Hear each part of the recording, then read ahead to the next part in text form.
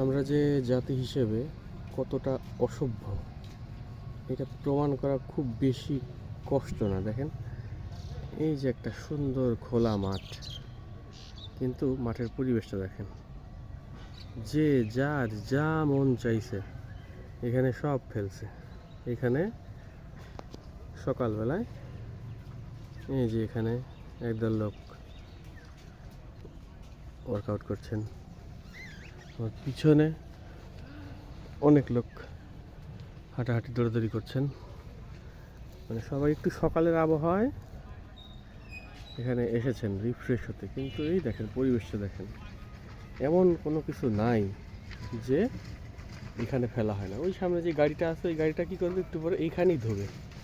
এখানে একটা টিউবওয়েল আছে, এখানেই ধোবে, কারণ এটা সরকারি জায়গা। এটা নষ্ট করার দায়িত্ব সবার, কিন্তু পরিষ্কার করার দায়িত্ব কারণ না।